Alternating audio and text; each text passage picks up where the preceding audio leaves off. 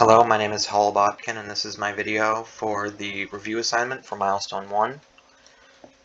So my first task is, as the third to first-person camera, I want to move from the default third-person view to a first-person view. When in events, the player can see where they are going. Right now, I have it so it goes, so there's first person, you press V and go back to third, and press V again, toggle back and forth.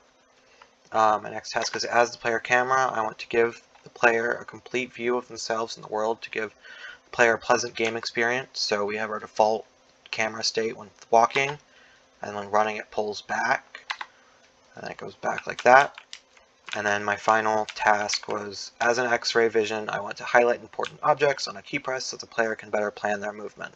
So on the Z press, enemies are highlighted in red, and then over there that wall is highlighted in yellow, meaning it's an object of importance. Right now it doesn't break down, but it will. Again, my features are Z, it turns on an X-ray vision. With the V key press, you move between third and first person views. And then the camera, when you switching between walk states, you go from right next to the player to behind the player. Thank you for watching my video. Hello, my name is Elijah Duro, and this here is my features that I put in for my Milestone 1 project. So as you can see, for the first feature, I have the climbing. The player goes up to the wall, clicks the space button, and presses the W key and lifts up and climbs onto the ledge. For the second feature that I put in, I wanted the player to be able to swing his fist to attack enemies. So as you can see, the player runs up to the enemy, and once you click the left mouse button, the player swings, and you can see the enemy taking a hit reaction from it. All right, that's that one. For the next feature I put in, the player is able to grapple to to ledges.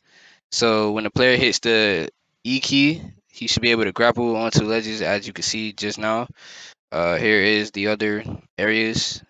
E, ah, yeah. So yeah, as you can see, the player, if he was players grappling onto the ledges, uh, and my final feature that I would put in was I wanted to create a main menu so that the player can be able to start the game, quit the game, and also go to the credits. So when the player clicks pause and clicks here, you see there's a main menu button. The player goes to the main menu, and here is my main menu. You have a start button that starts the game. You have a credits button that goes to the credits, and a back button that goes back to the main menu, and here's the quit button, which quits the game. So which also works. So here. And yeah, that is it for my project.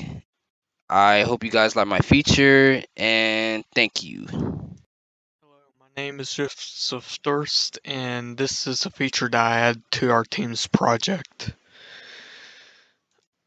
So whenever we start up the game, whenever you press the P button, it goes to the pause menu. Whenever you press the resume button, it resumes to the game. Whenever you hit the main menu button, it returns to the main menu.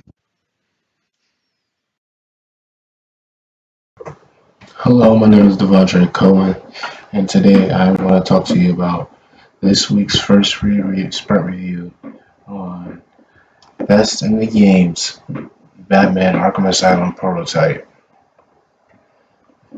Today I want to talk to you about the tasks that I performed today in this week's sprint.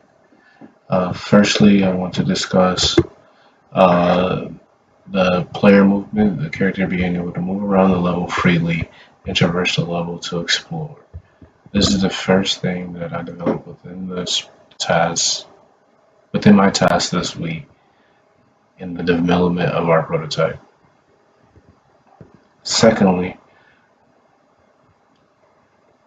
what I developed was the initial state of the character being the walk state at a slow enough speed so that the player character Batman can slowly traverse through the level and explore and find different items hidden throughout the level. Next, throughout this week's sprint, as you can see now that I've clicked the shift button, that the camera has zoomed out further, meaning that the character will now be able to sprint. In this mode, Batman will be able to travel around the map quicker and more in a faster fashion to defeat enemies and escape enemy line of sight. Finally, this week, what I worked on was the roll mechanic built into the movement system. This mechanic was built into the system to help dodge enemies' attacks. You can do this on sprinting as well as walking.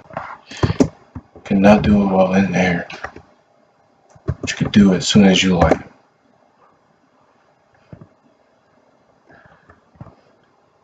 In the initial game of Batman, something that we do not have inside the prototype is that directional dodge.